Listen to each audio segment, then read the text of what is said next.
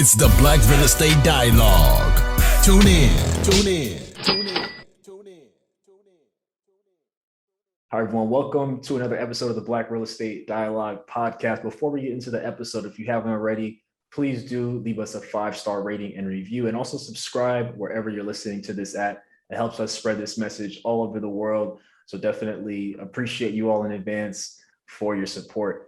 Very excited for this episode today. Here with me, I have Brian Grimes out of New York City. Brian, really appreciate you coming on the show today. No, thanks for having me. Happy to be here. Definitely. So, Brian, let's jump right into it. How did you get started in real estate? Like, what was it about real estate where it's like, you know what, I want to try this thing? My first introduction was really through one of my best friends, and we were at like a club somewhere, early 20s, and he was a couple years ahead of me. So he had graduated and he had gotten into real estate, something that I knew he was doing, and maybe he had 2 or 3 rental properties, Section 8 properties. And we're in the club and he pulls out like a knot of like just hundreds and 50s and 20s, like 2,500 cash. And I'm like, broke college student, what's that? He's like, oh, this is the rent collection for this month. And I'm like, okay, I'm interested in that. So what do I need to do to set myself up to get, collecting some rent and kind of get to this cash flow thing? So that was kind of what piqued my interest. And then with it being one of my best friends, just talking about it constantly, every time we talked, which was almost daily at that time, it was always about real estate. And eventually, once I graduated and started making money, I was going to put all my money into real estate and start going after that cash flow as well. Love it. Love it. So sounds like, you're having some fun and then you got your introduction after seeing some cash. So talk about the first deal. Like, what was your first entry point into real estate? So now, your friend is making money and you're like, wow, this seems kind of cool. What was it like in real life for you? So the first deal, and I talk to people about it like all the time. It's the easiest deal I ever did, but it's the scariest deal like of all time. So if you're not horrified during your first deal, you really need to check your pulse, because being scared, it just means you're smart. It means you're aware of like the risks and the fact that you don't know much, and you're gonna have some figuring out to do. But my first deal was really simple. It was I did a lot of research, so I saved a lot of money. At this time, I was working 100% commission coming out of college, so no salary. I was living at home in my old bedroom, so I'm saving as much as I can, saving 10% of the commission checks, 20% to 30%, and trying to get a nest egg. And then I hit one big sale and made like somewhere between a $10,000 to $12,000 commission, and that put me over the edge. So I took that money and I did a FHA on a duplex with like a knock-in basement unit, like an efficiency in the basement. And I'm about 6'7", so like my shoulders are almost on the ceiling in parts of this basement, but it's livable. It's got like a 1 bed, a full bath, a little eat-in kitchen, so it's livable. So my plan was to live in the basement unit, and I could rent out the top 2 floors, and I would be able to live and collect maybe $500 of cash flow, living for free in my own property. So I put down $7,000. I used like a seller's assist and some different strategies there, and I was cash flowing on that deal. I ended up getting a job in New York and kind of moving out and renting the whole place out, renting out the basement to like a relative, and I was cash flowing about $1,000 a month on this deal for maybe the first 4 years. But it was turnkey, right? So all I had to do was sweep the floors, paint the walls with just a matte white, hand over the keys, and start collecting the rent. And getting that first rent, like you just sprint to the bank. My buddy told me, it's like, call me when they put the money in your hand. You're going to be probably racing to the ATM to like deposit it, but it's the craziest feeling of all time, that first rent check. There's nothing like it, the adrenaline rush. And sure enough, I'm speeding to the ATM, calling them like, this is crazy. They just put 2,100 cash in my hand. Like, this is insane. So that was my first deal, but it's the easiest deal, but horrified. I imagine, the house is going to catch on fire, spontaneous combustion. It's just going to collapse. Like, all these different thoughts go through your mind on the first deal. Definitely. Love it, love it. So you jump right in. So a couple of things. How did you learn about FHA? Obviously, I think these days it seems like it's everywhere, right? But at that time, like, what was your source of education? Like, how did you find out about FHA, seller's assist, and all those things? It was really just me and my buddy. I mean, I'm a research nut, right? So my first commission-based job was a financial planning. So I came out and became a financial planner because nobody in my family really knew much about personal finance. So I wanted to be the one that learned about wealth, learned about managing money and personal finance. So I got into that, and I've always been a research nut. So I was researching like ways to get into real estate affordably. The seller's assist was something that me and my buddy had discussed. So we would both constantly research while we're at the 9 to 5. We're like not putting out reports. We're Googling real estate, and we're on the phone talking to each other at the lunch breaks, feeding each other ideas and learning some of this stuff, even through the realtors, just anybody we could touch that was in real estate that we could pick their brain. We're just learning as much as we can at this point. So it was something that I learned and then wanted to implement, because that allowed me to bring maybe $4,000 or $5,000 less to the table. And that, less cash out of pocket means more cash flow, more cash on cash return. So it's just learning these strategies kind of by fire, just getting thrown into the deep end, and you're going to learn how to swim. Definitely, definitely. And you mentioned that you eventually moved to New York and you were renting the whole property out. Now, did you self-manage it? Did you have a property manager? Like, how did you do it from New York? Yeah, that was also interesting because, I had a lot of my resources because I'm from Philly, and I bought this property kind of in my backyard, like kind of in the B class area. I grew up in the C class of the area of the neighborhood, but this was in the B class. But I still had people there that could get to the property, and I kind of just figured it out, right? I'm 26, 27 at this time. So for me to get in the car and drive 2 hours to handle something and drive back is like no big deal to me in terms of energy. Like I can sleep 2 hours a day and get right back to it. I can't do that anymore. But the energy, it was nothing to make it happen. But I did have resources. So I'm now learning, because I have to, how to invest out of town, how to manage out of town. And I just rolled with it. I figured it out.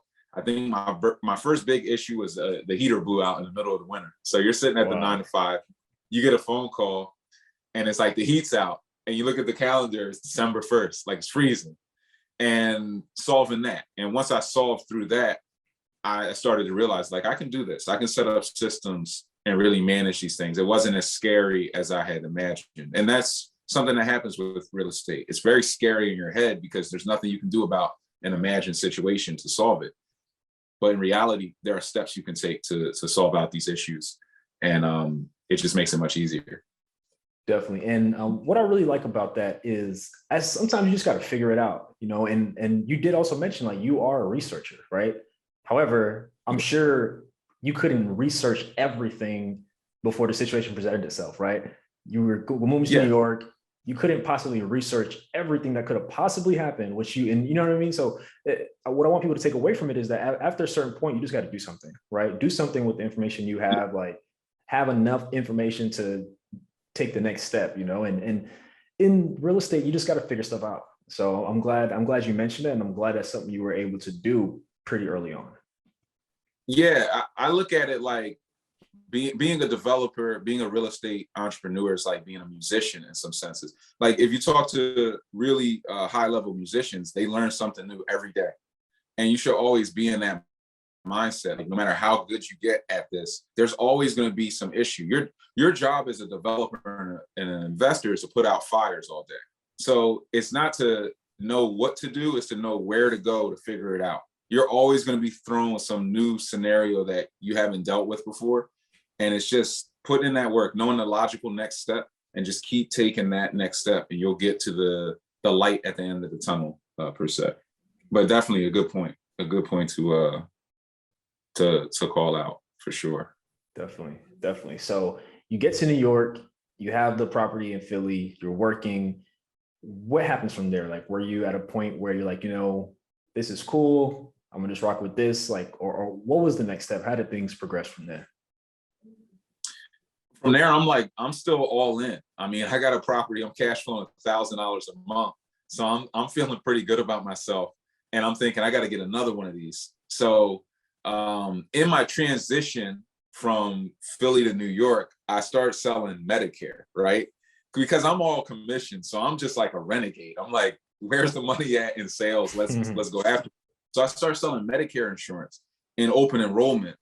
And Medicare is just a big cash flowing like area, right? So in 2 months, I pull in maybe 30,000, which is a ton for me at that time, 30,000 cash. And I have a $15,000 residual income from that. That's now going to keep coming in year 2. And then year 3, it was maybe like 800 or 900 a month. So I have these renewals coming in, and I take all of that money and I buy a duplex in South Jersey. Because I'm just like, I'm already out of town, and I find a duplex for bank owned, 74,000 in a pocket called Sicklerville, which is on the Atlantic City Expressway. Nice duplex, doesn't need much. It's a little bit more rehab, but not really like a heavy full gut rehab, because the banks typically will take good care of the properties. And I end up renting out each unit for maybe $1,100 each, and that property's cash flowing over $1,000 a month on that duplex as well. So now I have 2 out of town. I'm bringing in good money every month, and I'm starting to deal with this complex. I call it the Clark Kent Superman complex. So tell us about it. You become you become a boss by night, an employee by day. So you put on your glasses, you go into work, and you're an employee, yes sir, type of attitude. But in the back of your mind, you're like, I'm a boss, and everybody's treating you like a boss in real estate in your other life. And eventually one of those egos destroys the other. It's usually the Superman ego that destroys the Clark Kent, because it's hard to pretend to be an employee and mindset when you really are thinking like a boss for during your lunch break or right after work or right before work. So people who are doing that transition from the 9 to 5 into real estate full time, they all struggle with this. A lot of people who've gone through it find it to be like very funny to term it this way, because that's exactly how it feels. It really is. Definitely. And as far as sales, what got you into sales? That's, a lot of people in general, especially people who look like us, tend to go for what you would consider more secure jobs and consistent income and so forth. What got you into sales? I'm curious about that. I grew up in an entrepreneurial family, right? So my father was in sales like his whole life. And I grew up in the back seat watching him sell. He worked for Xerox, and he was a regional manager for the state of New Jersey. So he's ripping and running, he's selling faxes, copy machines, and just crushing it.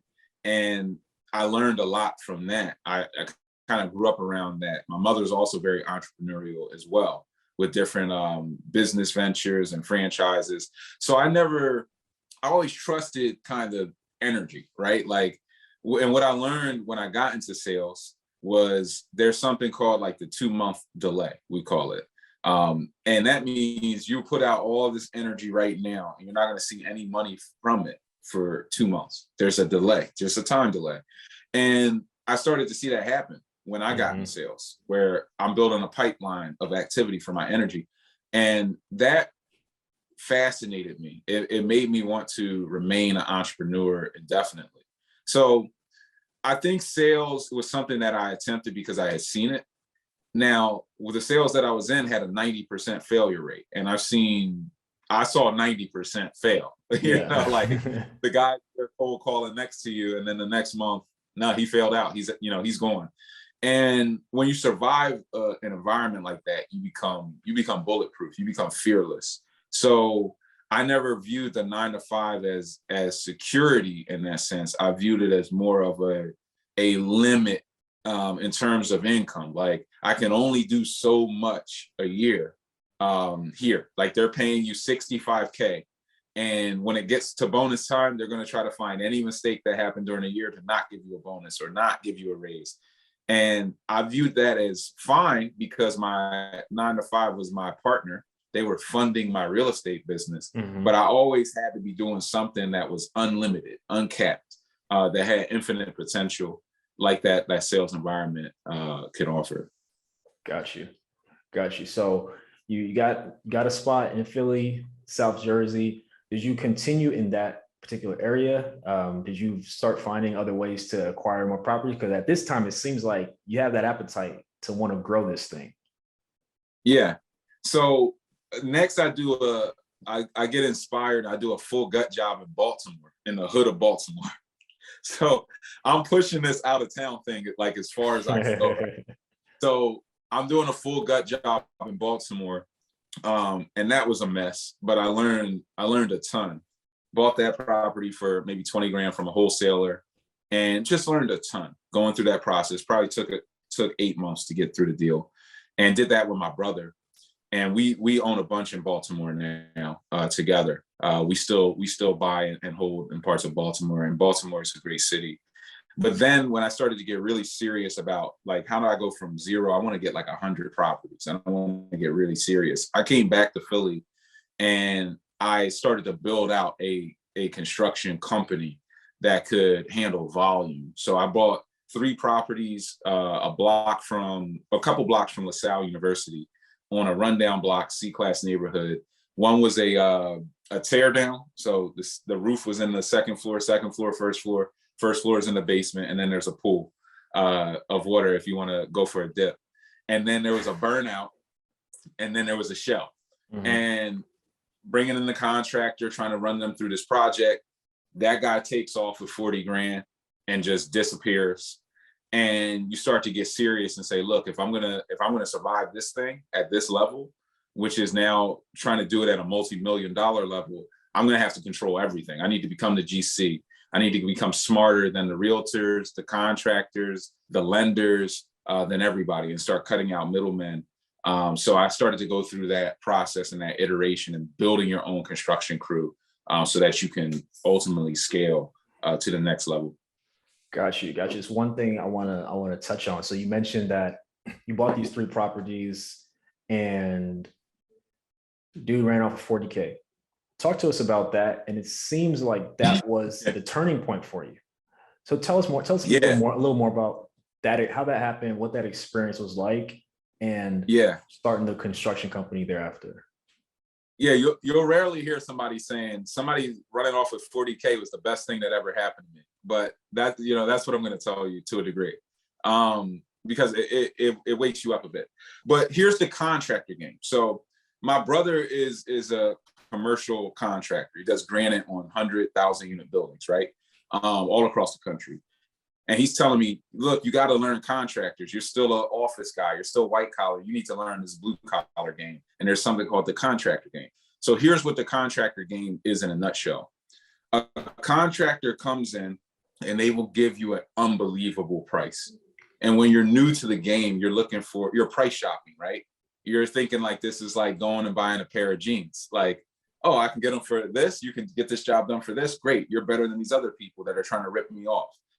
But that's the key component of the game. Because they gave you an unbelievable price, things are going to not go right. And they're going to keep trying to get ahead of the draws. Give me an extra, advance the draw. I'll get it done. Don't worry. I just need a little bit more money. Don't worry. And you're not going to be able to find another contractor that can do this project at this cost, which is what you committed to. So they kind of have got you there until you accept the fact that they're kind of full of it and they can't get it done at this cost. You don't want to wake up in that reality where, no, it's not going to cost 100K. It's going to cost $250,000. You don't want to wake up in that reality. So you stay committed, even though you're seeing evidence of things going wrong with this contractor. And eventually, when they become wise to the fact that you kind of are like, no, I'm not releasing any more money. This is not going to happen. They're going to take off at some point. They're going to stop answering the phone. They're going to do their disappearing act, and everything's just going to be realized at that point. So it's learning the contractor game, but also the only way that can happen to you is if you don't understand the cost of construction, of materials, the time that it takes to put houses together in different phases, like the full phasing of a project. And that takes either time or mentorship. So you can get that knowledge through mentorship, somebody who's done hundreds of deals, or you get it from the School of Hard Knocks. Mentorship costs a few grand. Hard Knocks costs at least 40 grand. Some people get burned for 100 grand. So you decide which course you want to go through, School of Hard Knocks, or deal with somebody who can mentor you and just give you the information. But at this time, this was a long time ago. Social media wasn't built out. Instagram wasn't built out. YouTube wasn't where it's at today. Mm-hmm. So you couldn't go out and just get mentors to learn how to full gut renovate shells in Philly, Baltimore, Jersey, New York. You just couldn't do it. It didn't exist. Right. So this was how I learned from the School of Hard Knocks. But that's the contractor game. And if you stay cued into it, you can avoid a lot of this drama. But understand that key component of the game, the unbelievable price, is the hook. And it's hard to get out of that hook when you're new to the game and you don't know much. Definitely. Appreciate you breaking that down. So talk to us about the construction company, because, it sounds like that experience inspired you, like you said, to you got to control things. You got to know what's going on and be driving everything. So talk to us about the development of that business. Yeah, so the construction company, it basically, although this contractor ran off, right, there were still these subs and these different guys. So it was taking one of the team leaders of the subcontractors and turning them into the team lead and then growing organically. So you have a framer, you have some guys who can do your sheetrock, maybe this guy can do some plumbing, this guy knows some electric, and you start to build around the nucleus and try to grow this organically into a small team that can power through a deal. So you just need one team, which is usually about 5 people, 5 guys who can frame and finish, lay down flooring, hang cabinets, do different things. And you start working them through deals. And then you take on leverage. You start making relationships with lenders who can step in with capital so that you can line up enough deals to have volume. And volume in the residential space, really in almost any space, right, is 10 deals or more per year. If you can do 10 deals or more per year, you're now a national, like a top 5% national player. In residential, or if you're doing 10 commercial deals a year, you're top 5%. So once you get to that level, you start hitting those break points where you can buy in bulk. I can buy flooring. I'm going into Floor & Decor and saying, I need $25,000 worth of flooring. I'm getting a 40% discount. And that 40% discount is real. It's real bottom line money. When you have these lenders in place, they'll step in with 2 or 3 million. They're allowing you to build big rehab budgets. And when you're using economy of scale in your development process, you can now start saving so much money that you can produce cash out refinances on your deals and you can get paid to build properties. So then the question becomes, how do I scale that now? And how do I build more properties, since I'm making $30,000 tax-free every time I build a property? So you just keep going through iterations and growing, ultimately to the point where I got over 100 properties and bought a 20,000 square foot warehouse, fleet of trucks, and really just keep cutting out as many middlemen as possible and get cheaper and cheaper leverage in terms of the lending. So it's an organic growth process, right, that's seeking out volume for discounts. The more volume, the lower the cost, the more profits. Right. I think that might be the first time I ever heard of that concept. Just to recap, so you got the construction crew, you got that business going, and it allowed you to scale and buy more deals because you would have more capacity to get through them. And then as a result, since you have so many projects you're doing at one time, the cost of materials is drastically cheaper, which obviously makes your bottom line really sweet. Yeah. And the cost of labor, because labor is a byproduct of volume to a degree. The worst thing you can have, if I'm paying contractors by the day, what's the worst thing that can happen? Is that they don't have work to do and I'm paying them. So when you have enough volume, and how you get volume and how you get the buy-in to pay people by the day is you become a certain type of talking head. So at first I'm the hey, I got a deal. You guys want a deal? We're growing this thing. By the time you finish this deal, there's going to be 2. And by the time that deal's done, there better be 2, because now you're just proving it. Then it's, by the time these 2 deals are done, there's going to be 4. Okay. I'm the 4 deal guy now. And you start attracting contractors that just want consistent work. They'll work for less for consistency, because consistent money is more money hypothetically than chasing money, doing, your grandma's kitchen and then working on this and working on that. And then you keep scaling yourself.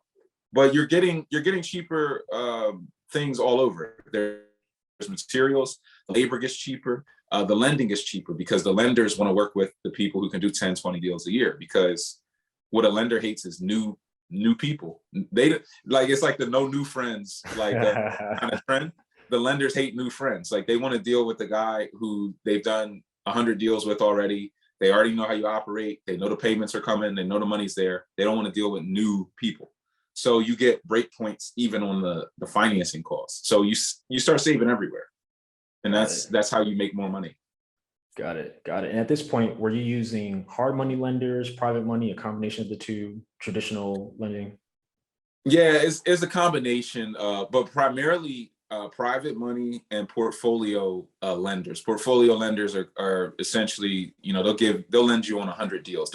We'll call them asset-based lenders. They're not necessarily looking at your debt to income ratio. They're looking at the assets and the cash flow. And as long as the cash flow can service the debt, they're pretty much going to line up and keep doing those deals, especially if you can move volume in a major city. Yeah, they're gonna want to run with you. Definitely. And then at this point, it sounds like things are growing quite a bit, that you're getting deals, doing volume and such. How are you sourcing these deals? Were you looking on the MLS? Were you going through wholesalers, sending out mailers? Like, because of course you got to have a pretty big top of the funnel to be able to get all these deals. So talk to us more about that. Yeah, so that's kind of like my bread and butter. Like, I'm the research nut, right? And I'm the guy who's from Philly, and I'm literally looking at every deal. So here's the reason why I love real estate more than the stock market. There's a bazillion stocks, bonds, equities, just everything you can imagine, crypto. There's only 2,500 properties on the market in Philly right now. Are you looking for a community of like-minded individuals and access to experts in real estate? Yeah. Are you interested in real estate but need more support and guidance? You know who it is. The Black Real Estate Dialogue presents the Real Estate Investing Community. No matter how much or how little real estate experience you have, we've created a community for you because your perspective is important. All right, tell me, where's the #1 place where you can do Q&A with experienced guest speakers 2 times per month? How about unlimited access to past guest speakers' recordings? What about a private Slack channel to engage in daily discussion with everybody in the community to share resources and support each other? Head on over to blackrealestatedialogue.com. That's blackrealestatedialogue.com. It's the real estate investing community presented by the Black Real Estate Dialogue. Come join us today. I will look at every property. Wow. And I have a photographic memory. So I will know the price points and the price ranges based on zip codes, based on square footage of everything on the market. And once I have a good snapshot of that, now any new deal that comes on the market, I can pinpoint and say, this is underpriced, this is underpriced, this is underpriced. Then I can send out bodies to go inspect those deals and realtor teams to go inspect those deals, get back to me with the information and bid on those properties. So MLS, I'm crushing. We're also doing the auctions and the tax sales, the sheriff sales. We're doing all of that stuff too. We're going after, instead of me going directly after the direct to consumer market, I built out a network of wholesalers that will go direct. But I focus in a lot on the newer wholesalers, right? There are some wholesalers that are going to be like, been around since 1982. I don't talk to you because your buyer's list is like bigger than the state of Texas, right? I want to deal with the new wholesaler because they don't have this massive buyer's list. So they're looking for somebody like me who, hey, you bring me 4 deals this month, I'll buy all of them. But I can also negotiate harder with them. So they're only marking up the deal $2 or $4 grand per deal. And they're going to run that to make that 15 grand because that's life-changing money for them right now. Whereas the pre-established wholesaler, they're like, no, I'm trying to mark up every deal 15K or I'll wait it out. My buyer's list I got New Yorkers on my buyer's list. I don't care. So I'm getting this wholesale network. They're bringing me 5-10 deals off market every month for pennies on the dollar at virtually no markup, even to the degree where sometimes I'm like, what do you have it under contract for? 26,000. I'll give you 28K. Give me the deal. Don't even put it on the market. All right, cool. I got paid to take a deal one time from a wholesaler. Wow. Like I got paid to take a deal and then we made 100K on the deal by like building it at cost and then flipping it. So it's a combination of just being tapped into everything, but it starts with knowing the market. And that's why we love real estate, because we can see everything on the market and get that mental map of value and then easily find mismatched pricing and profit margins where we can come in, buy here, build here, make this profit almost on a guaranteed basis to a degree. So there was a lot of that. Definitely love it. And one thing I'm picking up, I'm just thinking about that first deal, right?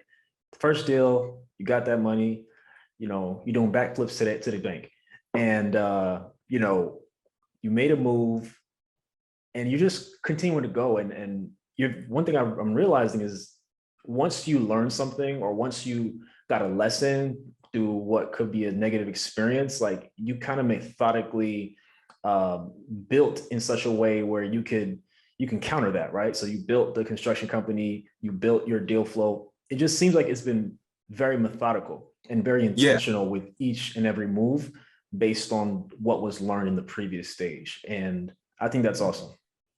No, I appreciate that. I call it my fail-safe method. So whenever I run into an issue, and I kind of learned this really working at a high net worth firm where we were managing like 1.4 billion for 350 families midtown, like right by 30 Rock, 48th and 5th.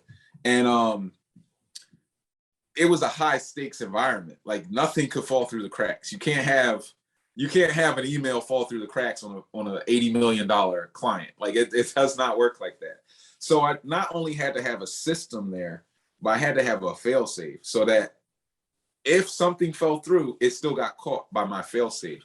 And I applied a lot of that philosophy to real estate. So as I would see things go wrong, I wouldn't overreact to them. I would just say, okay, what fail safe system can I have in place now to counterbalance this so that it just never happens again, and keep eliminating things from the model. And eventually you just speed up is what happens. You can run faster and with less fear because your fail safe, like your systems become bulletproof. So it takes a lot of the worry out of real estate and you can just focus on staying locked in and executing. But it's interesting that you picked up on that. But it's definitely part of what I do. Is build systems. If I do anything well, it's build systems that don't break at scale. I won't build a system unless I think it'll work times 100 and not break.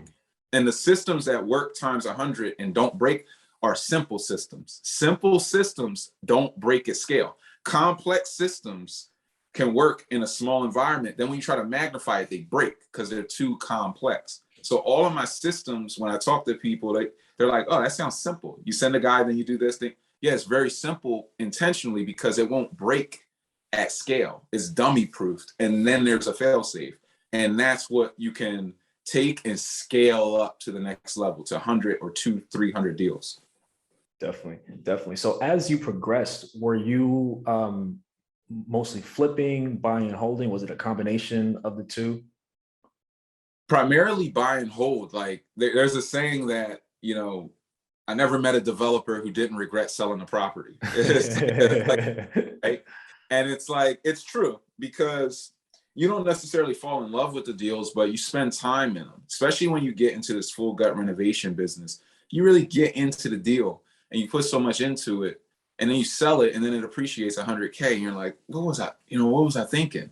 So primarily buy and hold. I would say there are more flips now than historically because of where the market's at. And I like to treat real estate like sports. Like if I'm 6'7", I'm a basketball guy. My first high school game, they flew us out to Akron to play LeBron, and I was like nationally ranked, and both teams were nationally ranked. What was that experience like playing against LeBron? I mean, that was crazy, right? Like I'm like 14. I go from playing in front of like 150 people, like is like a big crowd, to 15,000, and Akron can only hold 12,000, maybe 10,000. Like it can't hold that.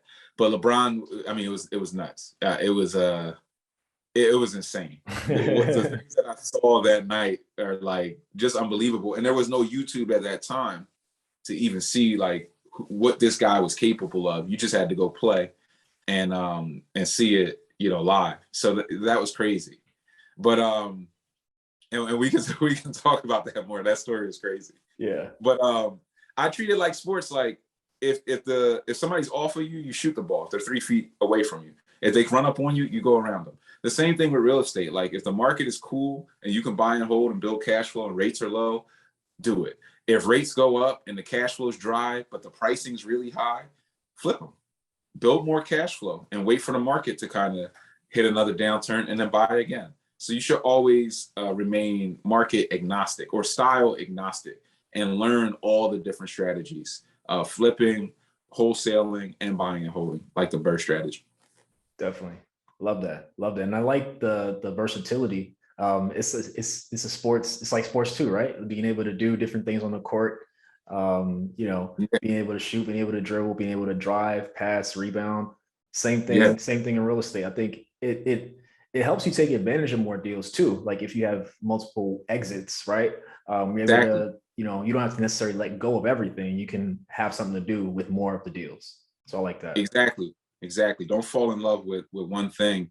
Fall in love with just winning and doing what it takes to win long term. Definitely. So, Brian, I was looking into your background, and I know to date you've renovated 300 plus homes, and you're really doing a lot to address blight in Philly. And so, talk to us more about what your business is doing in regards to that, and just where things are today. Yeah, like my mission and why I did it in Philly, it was always about community building, right? So being able to make money, create jobs, which we don't talk about enough in real estate, like when you're building these properties and you're hiring contractors that are from these neighborhoods, you're putting food on their table, that's feeding their family. It's going back into the community. You're putting properties back on payroll, back on property taxes, which is paying municipal worker salaries and just reinvigorating the economy. When you move somebody back, like one of the biggest issues with that come with blight is crime. They're like hand in hand. And the reason why is when you have all these abandoned properties, community pride goes down, people move out, and drug dealers move in because they can hide within the void of blight. So when there's no eyeballs there, and there's abandoned houses, drugs are going to get stored in those abandoned houses, and the block can turn into a trap block. But if you go back on that block and you rebuild 5-6 houses, not only will you get the economy of scale in doing that on one block, but you're going to start putting eyeballs in there. So when you put in a Section 8 tenant, a single mother with 4 kids, you just put in 10 eyeballs. That's 10 sets of eyes looking out the window, calling the cops. That's more people spending money at the local stores. That's money bouncing within your economy. If you know anything about the power of money bouncing and what that really means, it reinvigorates the community. And then the people who are already there, they get that pride when they look out the window and they see people hanging out the window with hammers and things going on. They start saying, "Oh, development's coming in." So there's a lot. I focus on dentrification, not. We've all heard of gentrification, but my word I should probably trademark is dentrification. I dentrify communities. I bring people back into communities. I add density to communities, and that creates a lot of value and restores community pride. So it's part of just my general mission and what I do by nature. I could go flip houses in the A-class parts of the city and the nicest parts of Center City. It's the same process of full gut renovation. It's the same lenders, but it just doesn't fit with my community-based mission. So I like to stay in my thing and keep my main thing the main thing. Like you could, and you'll find this in real estate, you could do 100 different things, but the main thing is to keep the main thing the main thing. My main thing is rebuilding C-class neighborhoods, gentrification, and staying tapped in. And I'm just tapped into my thing. I don't care what everybody else is doing. There's always going to be something shiny, something special, something new, new age, but staying locked in has its own power, and it allows you to get momentum and volume. And that's why I just stayed locked in on my mission. And there's less competition doing what I'm doing as well. Definitely. Love it. Love it. Love it. So talk to us about the point when you decided to just take this thing full time. Because earlier you mentioned the two egos battling each other, right? Yeah. I did my research and I know which ego won. But tell the people about just like that moment where you're like, all right, this is it. I got to go all in. It's So I was working at a startup in Brooklyn, which is your shout out to base. Brooklyn. Yeah, shout out to Brooklyn. And I'm running a call center for them. I'm at Policy Genius. They're one of the biggest insurance online insurance shopping like carriers in the country now. I was employee 23. I think they're over like 600, 700 now. Wow. So I'm doing that thing and I'm building, I'm growing, but I'm putting in so much time at the startup. Like they tell you can like bring your dog to work and wear jeans at the startup. And you're like, oh yeah, this is better than corporate. But you end up working so much that this question comes in your mind. What if I put in this much energy into my own thing as I'm putting into somebody else's thing? Because now I'm working way beyond a 9 to 5. At the startup, you're like 9 to 10, 9 to 12 some days. Wow. And I'm building out my real estate stuff too. So at lunch, I'm literally getting thinner. Like my wife's yelling at me. I might have lost 15 pounds. Wow. Because, and I didn't have 15 pounds to lose at 6'7", 220, 225. I'm like down to 212 and I'm walking 5 miles every day on my lunch break. I'm walking for an hour and I'm walking fast. I'm cursing people out. I'm getting stuff done. I'm moving real estate at lunch. I'm eating at my desk. And at one point, it's just like, I couldn't take it anymore. The Superman got to me because I'm too much of a boss. And it was like, I couldn't tap into the employee energy anymore. Like I just could not do it. I couldn't make sense of it. And my business also needed me. I started to see issues at the business that they weren't being solved because I wasn't there. I wasn't in it. And I started to see a potential failure there. Like, hey, if I don't get more locked in over here, this thing could fail because it's getting too big to be part-time. Mm-hmm. Part-time is like you got 4 or 5 rental properties turnkey. When you're full gut renovating 3 or 4 properties at once and you got 5 deals in the pipeline, that's not part-time anymore. Now you got 2 full-timers and you got to choose. So I had to go with the philosophy that my mentor gave me. And he's like, commercial real estate guy, Bank of America, Columbia grad. And he gave me a book when I was like 25 before I even really could really digest this stuff. And he had a principle in it. It was jump and a net will appear. And it had a picture of somebody like really high up on a mountain and there was just clouds below them. And they were just like arms out, like, they're gone. And you couldn't see the net. And that was the thing. You can't see the net. It's too far down. But you have to jump and trust that the net down there will appear and catch you and bounce you back up and propel you back up. You have to trust it. And I took that leap of faith. I just trusted that if I jump into this thing, I already know my sales, two-month delay, that the energy I put in will come back. I just trusted it more than I trusted pretending to be an employee, because at that point I wasn't an employee anymore. I couldn't stand if like somebody who you would term your boss would come up to me and like pretend they were smarter than me or better than me. Like I had at this time a CFP, Mm-hmm. a CLU. Like I was credentialed and I was, working, managing money for millionaires and doing all these things. And I was the smartest person in the building on life insurance. Like I had done the most life insurance sales at all levels. And there were people like, hey, I know more than you because I'm in this position. And I'm like, you don't know more than me. And I can't pretend. Like I just can't deal with this energy. I got to go. I fired myself. I went in, talked to my boss, and I gave him like, it's not you, it's me. Like straight up, it's not you, it's me.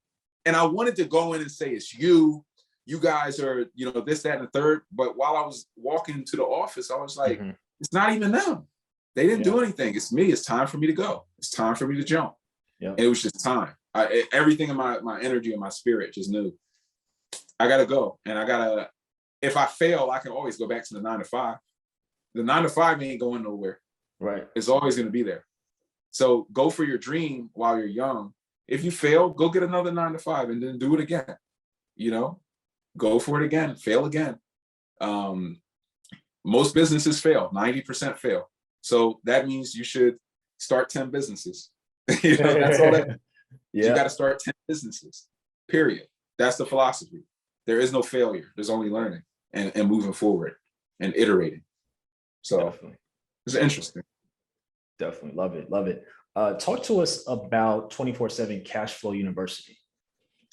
Yeah. So the 24/7 Cash Flow University is, this is what I put together. Like when you're having success with anything, right? People want to pick your brain. You know this, Sam. So they want to take you to lunch. They want to get a cup of coffee, but there's only so much you can give somebody in a cup of coffee. Like we're talking right now about a decade of my life. How can I give you a decade? I can barely give you my LeBron James story. You know what I mean? Like for real. So I'm trying to give people this knowledge, and I just started seeing that demand. So I went into the bat cave. I said, all right, I got to go into my bat cave. I took 2 months and I just dug into everything. How did I really go from 0 to over 300 properties? What did I learn? What sequence did I learn that in? And what does somebody need to know to take this journey and digest this information? And I put it into a course that people could tap into and get out of the 9 to 5. I mean, my overall goal is to just free more people from the 9 to 5, with the mission being that the more people that I free from the 9 to 5 that can go and rebuild their own communities like I have, it's going to rebuild communities that I care about, that are like the ones that I grew up in. It's going to create millions of dollars of revenue to go to different people who are from those communities, solve blight, help to eliminate crime in these neighborhoods, and make people millionaires in the process. So it just seemed like a win-win situation. And I wanted to just have that outlet and also have something so that people didn't have to get burned for 40,000 or 100,000 by contractors like I did to learn the game, to then go to the next step. So if I could save you that experience while still giving you the knowledge, I was like, damn, it's worth it. It's worth it. I got to go for it. So I built out that out of demand and really out of just, mission, just also matching that mission of rebuilding the community by rebuilding the individual. We all need this knowledge. It's why I got into financial planning. We need to know about money. We need to know about wealth. And there's nothing that makes more millionaires than real estate. So, it just seemed like the logical next step at the time. Definitely. And where can people find more information about that? You can find me on most of the major platforms. On YouTube, it's Brian Loves Cash Flow. If you YouTube Brian Grimes or Brian Loves Cash Flow, you'll find me. Instagram, Brian Grimes _24/7 Cash Flow University. You can tap in directly at www.workwithgrimes.com/cashflow. workwithgrimes.com/cashflow. And I put together free trainings. If anybody wants to tap into just like a free training where I put together a series of just steps that you can go through to try to get your first deal going, you can tap in there directly as well. And from any content that I have out there, it's all backlinked to the free trainings. You can call me, text me, ask me real estate questions. I'm pretty easy to get a hold of. Love it. Love it. And what are your future plans? You've done a whole lot so far, rehab hundreds of rentals, you have hundreds of units right now. What's the future looking like? What are some goals that you have for the company? One, further expansion, just keep building, keep growing. I'm building out Baltimore right now. So I'm planning to expand Baltimore at the moment, because it definitely needs, more people like me out there building in these neighborhoods, in these communities. So heading out to Baltimore, building that up, building more developers though, building more people and giving this knowledge out is such a huge part of the mission, because I can't do it alone, right? A decade, I built 300 properties. That's great, but it's still a drop in the bucket in terms of the overall demand. I mean, think about it. These cities were built mostly in 1910, 1915. These properties are over 100 years old. They're falling apart. So even me as a solo entrepreneur developer with a company, I need 100 of me. I need 1,000 of me out there. And there's enough volume out there for there to be 1,000 of us out doing this. And we'll make money off of each other's activity as well. So if I have another one of me in Baltimore and we're both in the same neighborhood, I flip a house, we're all eating off the comps. We're all making more money. It's all feeding us, because the better the neighborhoods get, the higher the property values go. The people who are there now, they're getting more net worth because their ARVs are going up. It's a win-win. There's really no way to lose in this game other than to sit on the sideline and not get in. So the mission is further expansion, but also expanding through building more people, building more knowledge, and building more developers. Definitely. Man, this has been an amazing interview. I'm just thinking about, that moment when you were really, really young and your friend just had a lot of money, and it changed everything. It changed everything when and just seeing all the lessons that you've learned along the way, and you chose to respond as, obviously you have your emotions, you're human and everything, but you chose at the end of the day to take a lesson and move forward in the business and figure out how you could have safeguards in place for different things. And I just think it's an amazing story. It's still being written, but the first 10 years of this part of the journey is amazing. And I know, our listeners would gain a whole lot of value out of it. I wish we had a couple more hours to dig into it. We'll have to have you back, but yeah, thank you. Really, really appreciate you coming on and sharing your story. No, I appreciate you having me. This was a lot of fun. And hopefully, there were some takeaways from this thing that can help, the next person to have even more success. That's my goal. I'm not the parent that doesn't want you to do better than me. I want everybody to look at me and say, he did a 300, I'm gonna do 1,000. And I want you to go do it and have that level of success. Definitely. Love it. And dentrify, I like that. First time I've ever heard that. So I think you're onto something. Yeah. That's the new wave, dentrification. Forget about gentrification. We're dentrifying neighborhoods. We're redoing it all the way up, and everybody's winning. Definitely. Love it. Well, thank you everyone for listening to another episode of the Black Real Estate Dialogue podcast. If you haven't already, please do take a moment, subscribe wherever you're listening to this leave us a 5-star rating and review. You'll get a shout out if you do. Looking forward to hearing from you all soon. Thank you so much. Hi everyone, Sam here from the Black Real Estate Dialogue. Make sure to hit that notification bell and that subscribe button, and to visit us at blackrealestatedialogue.com.